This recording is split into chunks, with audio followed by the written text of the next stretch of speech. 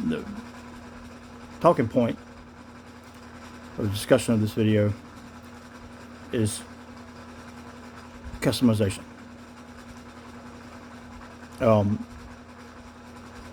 Just because a watchmaker or watch brand creates a watch with the strap and all the way it looks doesn't mean it's the best look, if you feel me.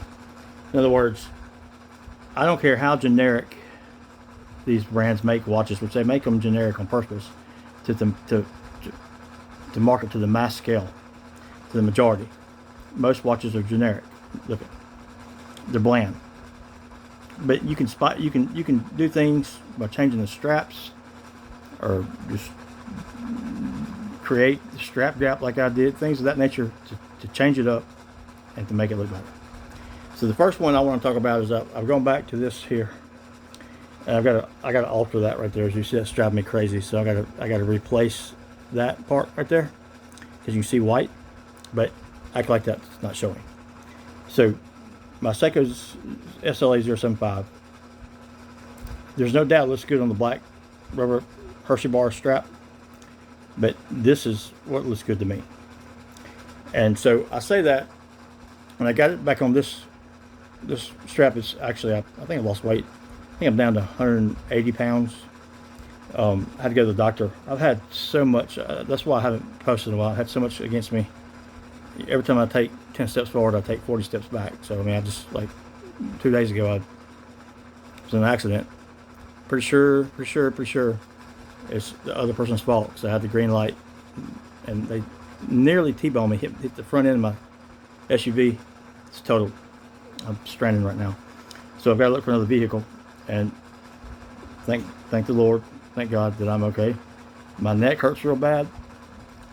She was okay, but man, I'm gonna tell you, when she hit me, I didn't know what reality was. It hit me so hard. So anyway, just a lot going on, and it seems like it's not gonna ever let up. So to customize your look, customization is not for everybody. You have to have I don't like to follow trends. I don't follow any trends. I've always followed my own, what's in my mind, I bring it to life. And so I saw this strap, and then I thought about strap gap, and then all of a sudden it came together, and here it is. So that's one. I also wanted to show you this up close real quick before I get to the next watch. Let me put this down. I have come to the, I've looked at it really close, and this watch now has battle scars. And it's not time to be sent to Seiko Japan, because it's going to be expensive. And the rate I'm going, as many steps to fall backwards as I take, I don't know if we're ever going to be able to afford to even send it off. But it just seems like it never ends. But as you can see, there's a little mark right there. It's got micro swirls all over it. I don't know if you can tell or not. The bezel is great. It's just the finishing. So I'm gonna have to send it off to Seiko Japan, where to go to the Shiratsu polishing and get it repolished. And I just reset it time.gov, so tomorrow I'll know by this time or earlier than this if it's keeping, what type of time it's keeping. It's been all over the place, so I'm curious to see. So it will definitely get a service when I send it in. But that is my signature look through and through. I need to redo this, and I would do it. Actually, stand by. Going back. Now this looks better. Yeah, one little spot right there, but it looks, this was the one that I can fix that real quick. There we go. This really looks cohesive. It looks good.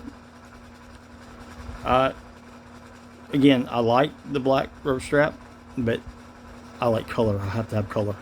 I'm a color guy. So I need something to jump out, and just, I need something that looks different, and something that matches what I have in my mind.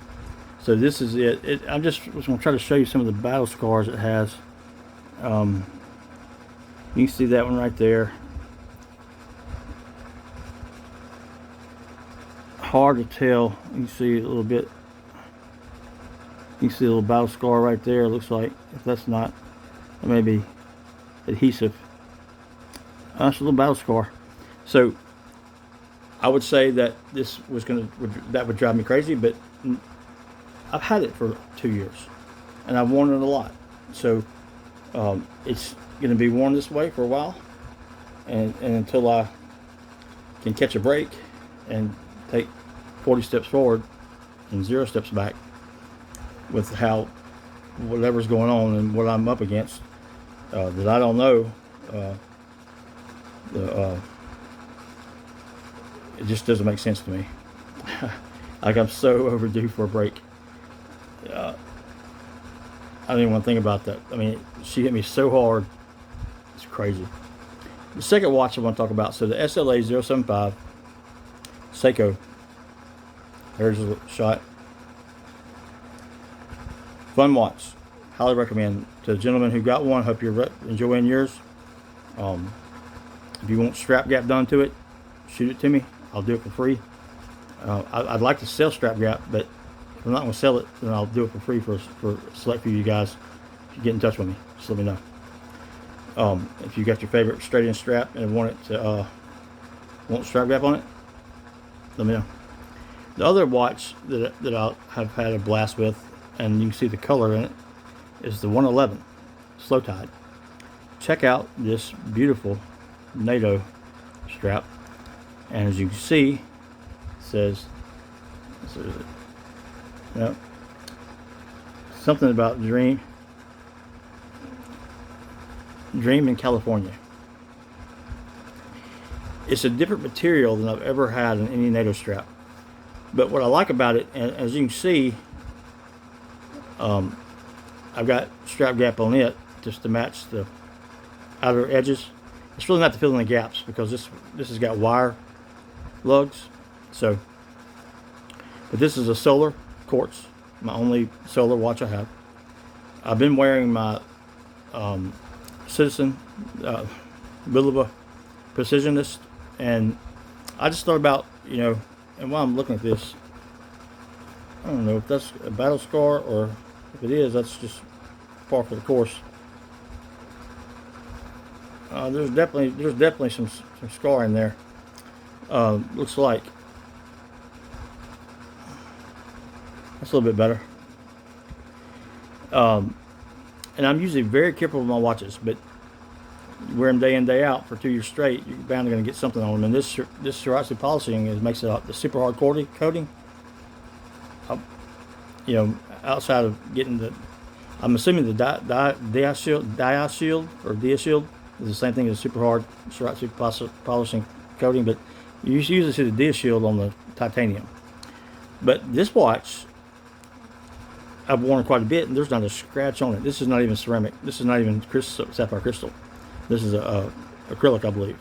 But this is a super cool watch, and you can see the branding there. The MNVT, I believe, is the brand of this NATO strap. If I could find one that was orange with blue edges, that'd be too killer. I'd like to design some NATO straps.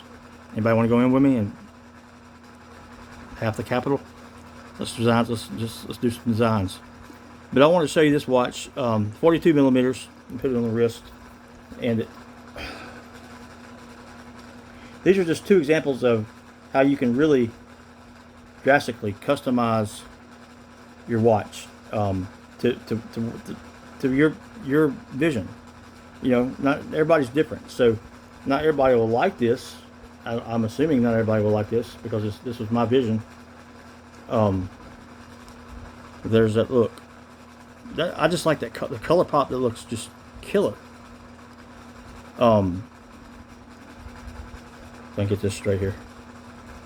Both 42 millimeter watches. Two of my favorite watches.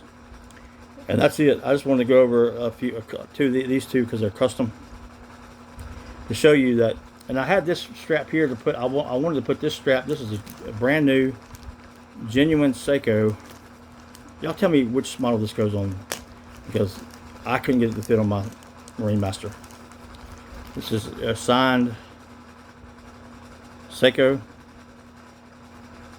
I think this goes on maybe the Turtle or something, possibly. But you got 20mm lugs that fan out to about 22 or 24. But I couldn't get this. I couldn't get it on here. I wanted to put it on here to see what it looked like. Couldn't do it. All right, 10 minutes long. I'm gonna stop it here.